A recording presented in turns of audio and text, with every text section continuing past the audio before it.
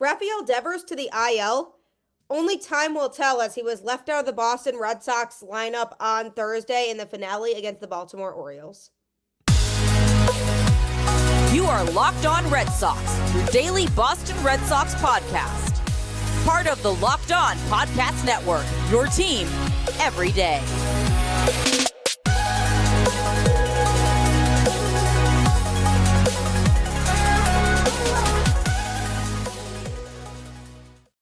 Hello and welcome to Locked On Red Sox, your daily Boston Red Sox podcast, part of the Locked On Podcast Network, your team every day.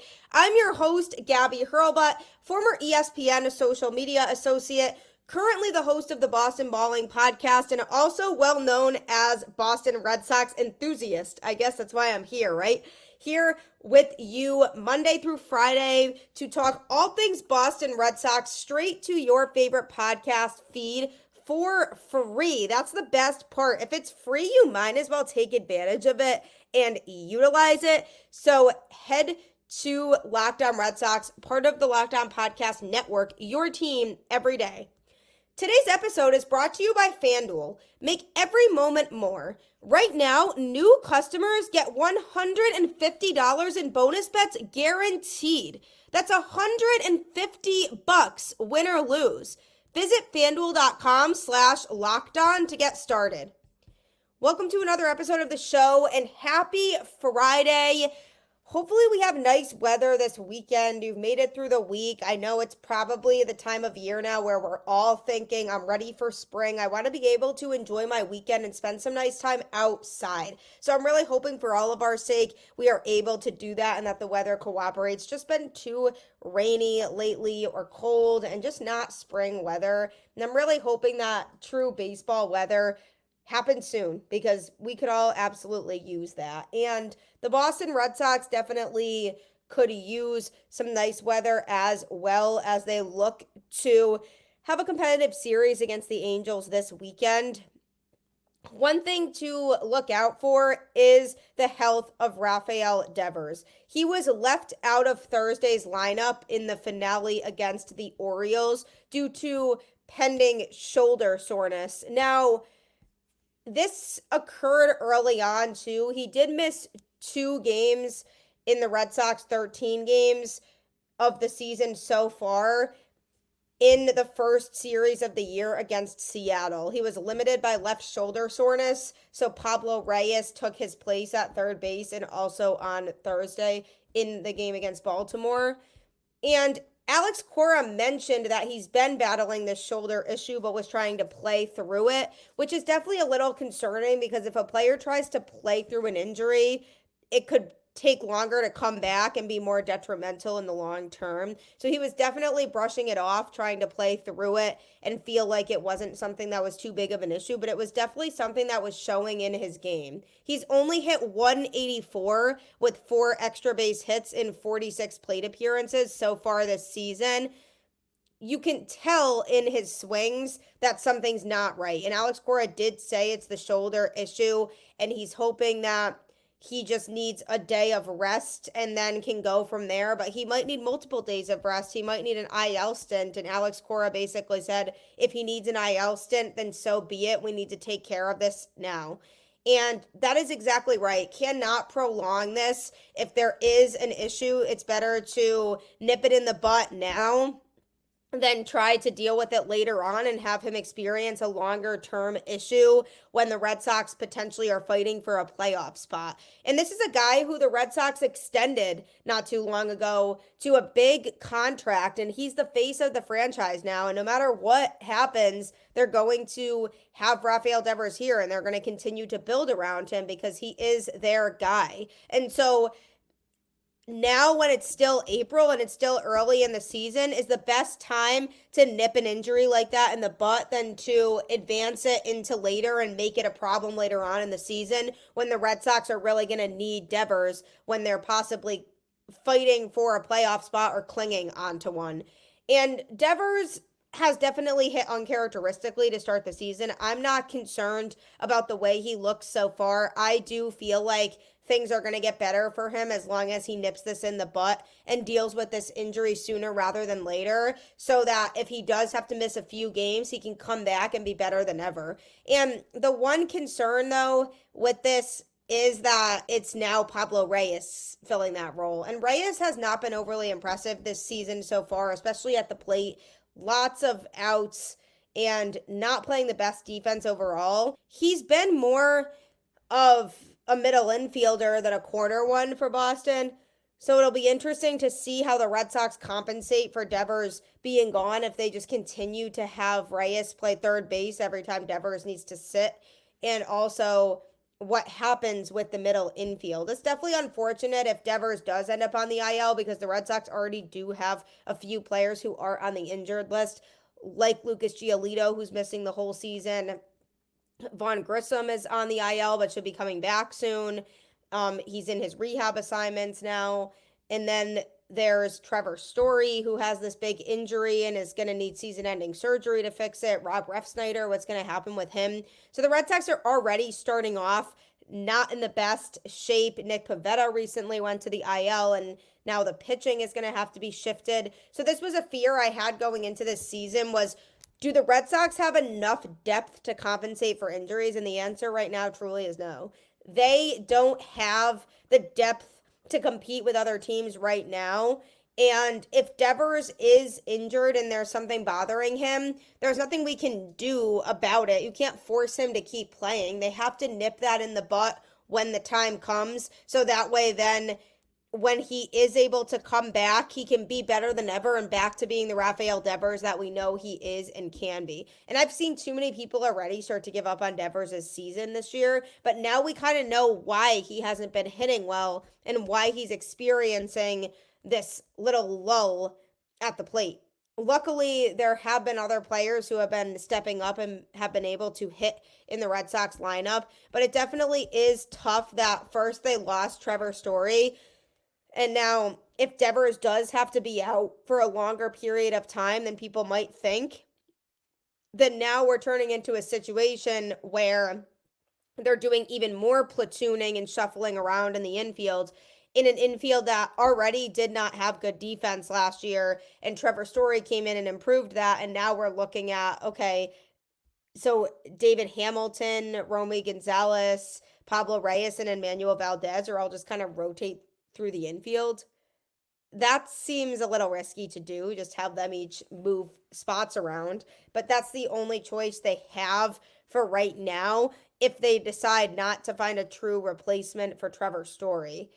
But with the Devers situation, it just reminds all of us that this Red Sox depth right now is so thin. And I almost feel like ownership needed a reminder of how thin this depth is just to show that their lack of big moves in the offseason could come back to bite the Red Sox in this way. And I said during the offseason, a lot of things have to go perfectly right in order for the Red Sox to be able to compete in 2024. And health was a big thing in that.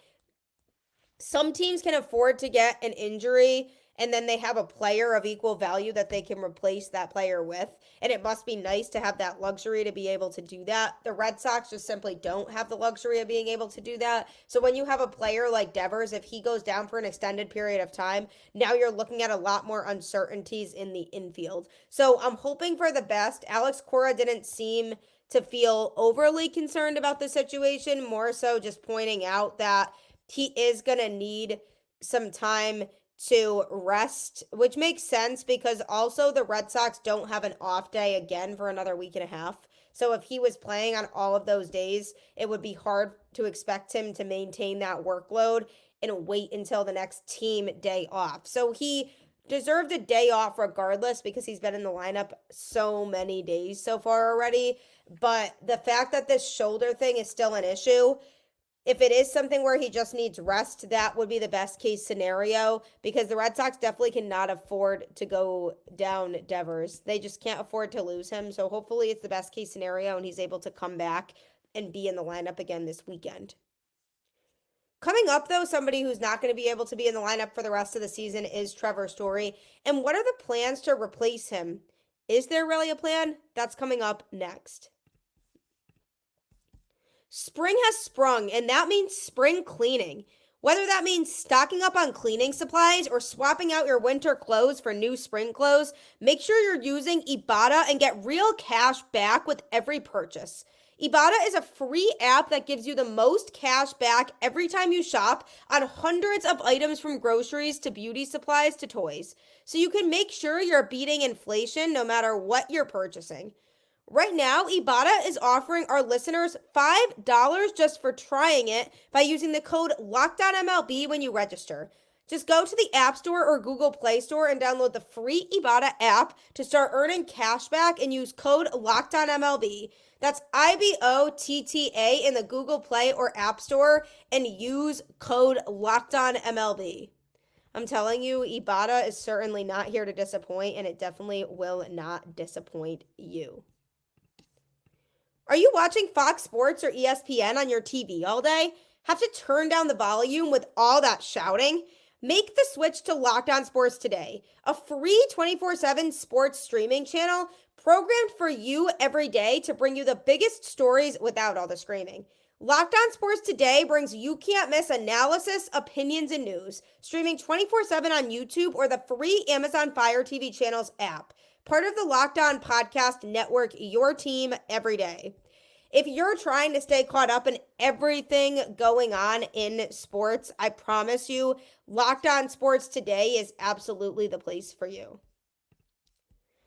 So after Trevor Story was injured and the news broke that he likely was going to miss the entirety of the rest of the season, people were wondering, are the Red Sox going to find a replacement for him, or are they just going to roll with what they have internally? And it seemed like the solution was just roll with what they have internally and have Pablo Reyes and Emmanuel Valdez kind of platoon at second base and have David Hamilton and Romy Gonzalez in the mix as well. And those four players kind of switching off between the two middle infield positions, especially until Vaughn Grisham comes back, because that'll likely be sooner rather than later.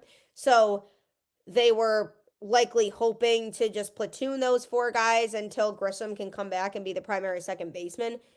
But that strategy might backfire on the Boston Red Sox, especially with all the defensive mishaps they've had lately in games. I mean, David Hamilton struggles to play shortstop. He hasn't shown that he can handle that position defensively. So trusting him on a regular basis at shortstop might not be the way for the Boston Red Sox to go. And then Emmanuel Valdez definitely has shown some potential offensively, but his defense, you can't really say the same. Pablo Reyes has been pretty much useless at the plate so far. Lots of outs and not generating a lot of hard contact. And defensively, he's had his blunders as well, but isn't overall terrible. And then you have Romy Gonzalez, who's still a new, small sample size with him, but he did show some good stuff in Wednesday night's game against the Orioles. But Romy Gonzalez now has a wrist injury. He doesn't think that it's too serious, but he's going to be getting x-rays on it. He did injure his wrist during a play in Wednesday night's game. So he's going to be day to day for now, and it just depends on how bad it actually ends up being. But that's another player that could miss extended time. And here we go again with the cycle of the Red Sox going down a player and not really making the necessary moves to replace said player. So I really hope that the Red Sox have something in mind to at least say, okay, we need to find a better solution than what we're doing here, because these guys are hanging on by a thread. They're losing some confidence because they're not really as capable of playing the position as they would like to be and as the Red Sox would like them to be. And it's just creating a lot of pressure that they don't need. So if the Red Sox really do want to go out there and make a trade for somebody who could be a legitimate replacement for Trevor Story, I think that could be a great way for them to find somebody to fill that void, at least until Marcelo Meyer is ready to come up or Trevor Story is able to come back. One name that pops into my head right now is a player that should not have that big of an asking price but could solve a lot of the Red Sox problems in that area. And that's Brewers shortstop Willy Adames. He's been in trade rumors over the last year, but is still in Milwaukee. He's gotten off to a solid start this season for the Brewers and has 2 home runs and 4 RBIs in 11 games played. He also clubbed 24 home runs and drove in 80 runs last season and launched 31 home runs and drove in 98 runs in 2022. The Brewers are 8-3 on the season right now, so they may not be willing to move him at this moment, but he will be a free agent at the end of the season, and a lot of signs are pointing to him not returning. So this could be the perfect opportunity to trade for him because he's in a contract year. The Brewers will know that the return can't be as big as it would be in a year right before he becomes a free agent. So the Red Sox likely wouldn't have to give up a huge haul to get him. He's also having a solid start to the season. And if the Red Sox do acquire him, it would be a great fill-in option for Story. And then when Story comes back, they just don't bring him back at the end of the season. And then they keep Story until Meyer is ready. So because this is the last year of his contract and he will be a free agent, this is the perfect time to look into somebody like him who we know plays good defense and at the plate has looked pretty good to start the season. And just the timing of everything, because the Red Sox wouldn't have to commit to some sort of long contract with Adames. It could just be they take him from the Brewers as a rental for the rest of this year. And then in 2025, if Story is for sure ready to come back and ready to be the player that Red Sox fans have been hoping for him to be, then they just don't bring Adames back for 2025. And honestly, it's not a bad plan at all because I would take Adames playing shortstop, a constant in there who is a veteran of the game and has experience and can consistently play the position more than having all these platoon players who are switching between playing the position like David Hamilton, Emmanuel Valdez, Pablo Reyes, Romy Gonzalez. Why wouldn't they want to have more of an everyday shortstop in there? And I feel like for peace of mind and looking at the Red Sox lineup, it might make people feel a lot better to have a constant in there. And that was the goal when they got Vaughn Grisham, was they were going to have a constant middle infield tandem of Trevor Story and Vaughn Grisham. And then obviously both of them got injured. I do understand if they want to keep Valdez and Reyes platooning at second base until Grisham is back, because it's not going to be that much longer before he is back. But since we know that Story is out for the season, wouldn't you want to try to pick up somebody who has experience playing the same position, has good defense, and it would be an easy transition for when Story comes back? So it'll be interesting because the Brewers would have to be okay with deciding they want to move him now. They might want to keep him around because they're playing competitive baseball right now and they are in the running for a playoff spot. And if they are in that spot a couple months from now, then it'd be hard for them to justify wanting to trade a piece like that. So it'd have to be up to them and if they are willing to have a conversation with the Red Sox about him. But I think Adames could be a great player to help fill the void while the team awaits Trevor Story and then after that eventually Marcelo Meyer. So I don't think it would be a surprise for me if the Red Sox make a move for somebody else, but it also wouldn't be a surprise to me if they don't and they just deal with what they have and accept that the infield defense might not be as good for the rest of this year because they already felt like this season might not be it because of all the injuries to begin with.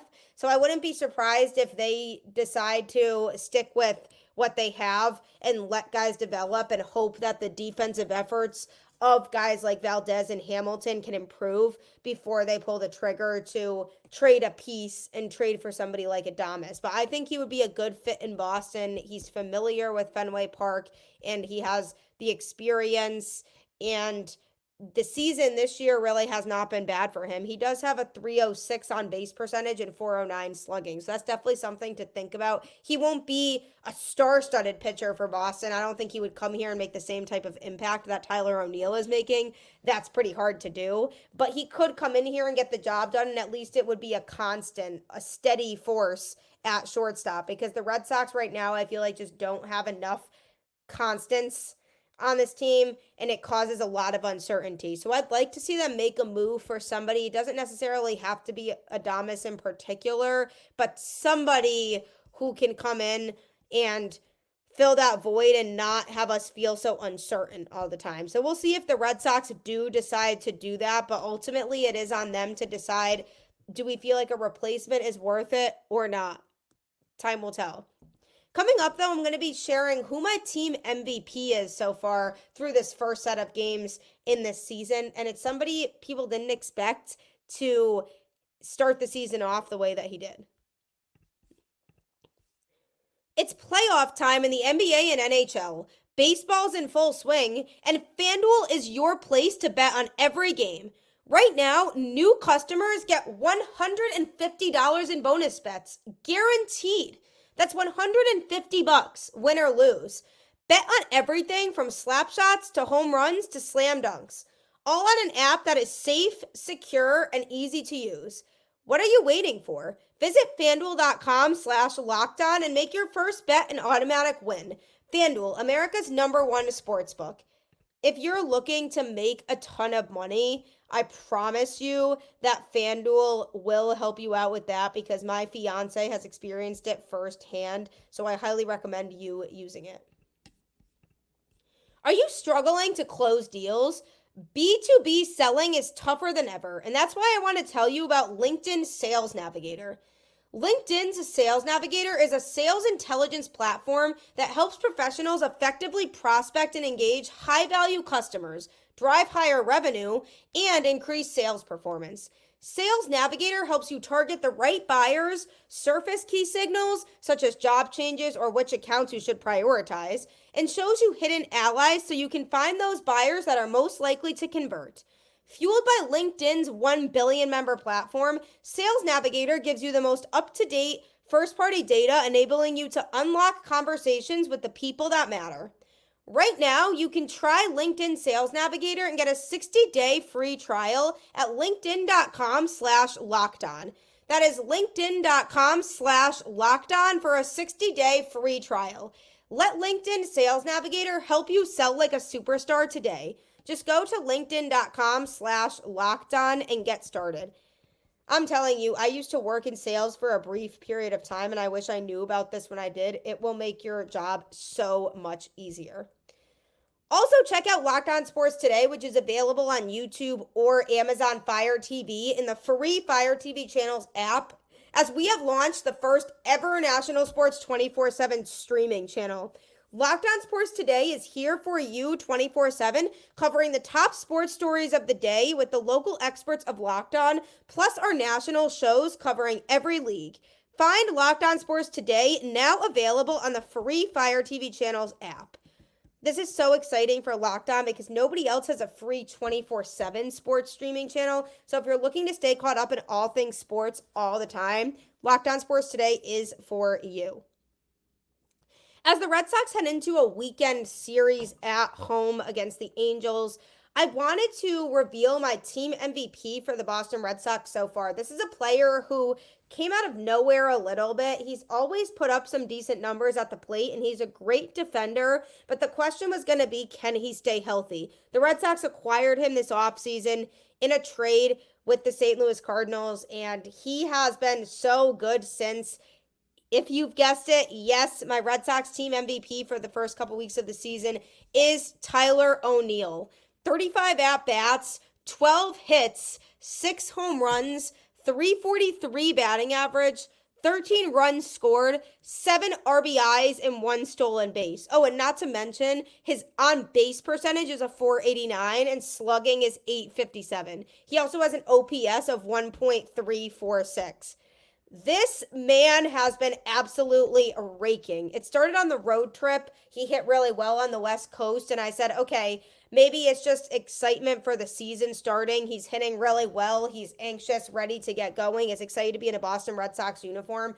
And I said, yeah, we'll see how it goes when he gets back to Fenway. Then he crushed a home run in the first game at Fenway Park of the season. And it's like, wow, welcome to Fenway Park, dude.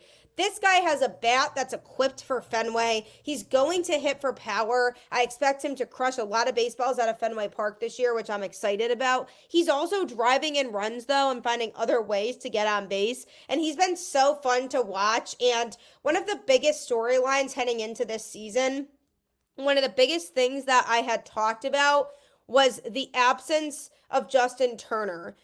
Do the Red Sox have enough in the lineup to replace the lack of production that they're missing from him and when he was here? Because when the Red Sox brought in Justin Turner, nobody expected him to have the season that he did in 2023.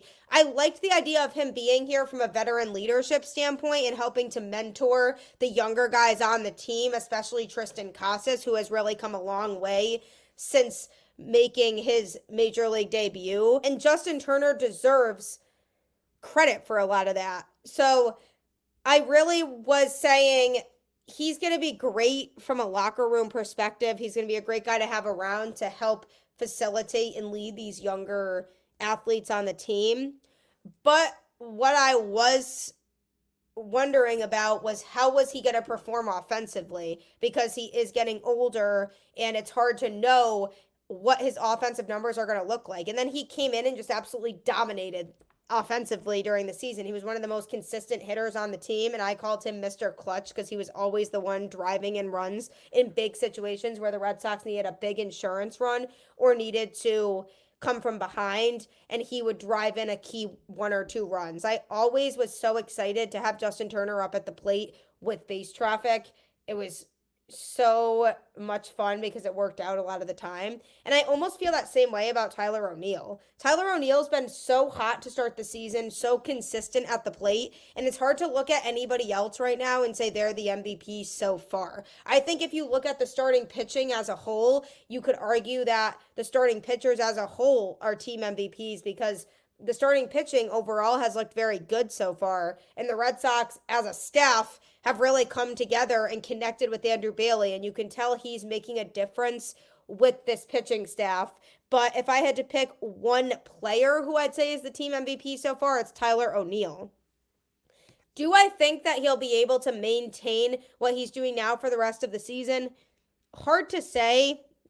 It's very hard to keep up the numbers that he's putting up. A 343 batting average all season long is ridiculously good, and I would love to see it happen, but I do feel like he's going to experience a bit of a drop-off. I have no doubt that he'll hit over 300, and when the season's over, he'll finish with a batting average of over 300, but I don't think it's going to be as high as it is now. He'll start to come back down to earth, but I do enjoy watching him hit baseballs because he could be that missing link offensively that the Red Sox need to replace Justin Turner, especially with how nervous I was that I didn't really feel like they had a true Justin Turner replacement on this team. So would I love to see Tyler O'Neill hit consistently well the rest of the season? Absolutely. Will he? Too soon to tell, but for right now, he's my team MVP. If he can keep putting up big offensive numbers, then he's going to be a huge problem for opposing teams because we already know how good his defense is. He did make a bit of a blunder in Wednesday night's game against the Orioles, and the base runners both advanced up a base. So that was tough, but overall, he's been making very nice plays defensively, and I'm curious to see how his defense adjusts to Fenway because it's a tough outfield to play, and that's why somebody like JBJ was so special, because he could play in the outfield at Fenway Park so effectively, and it was always amazing to people the types of plays he was making. You have to be able to cover a lot of ground if you want to play in the outfield at Fenway, and Jarren Duran, I feel, has been successful in this because he's so athletic and has the speed. he can cover a lot of different parts of the field. He doesn't always have the best read for where the ball actually is, and he's made a fair share of blunders himself in the outfield, but he is able to run all around the field and can cover lots of ground with his speed and his legs. So what I'm looking for from Tyler O'Neill is to maintain that competitive defense. I mean, he was a Gold Glove outfielder, so we do know he has a history of being a good defender. Maintain that and try to stay consistent at the plate, even if it's not batting to this level of a 343 all year, even if he's still making an impact and finding ways to get on base. He draws his walks too, even if he's not getting a hit. He gets himself on base via the walk, and I like that about him. So if he can find a way to continue to balance that heavy, strong defense that he's been portraying with just this absolutely hot hand at the plate, he's going to be in great shape to be in the continuous conversation of a Red Sox team MVP for the year. As always, let's go Red Sox. I hope you have a wonderful weekend and that you enjoy plans with family or friends or whatever it may be, and that hopefully the weather cooperates for you. Maybe you're going to a Red Sox game. I would be jealous and I would love that. Highly encouraged here. So go Red Sox, keep the faith, and I will catch you on the flip side.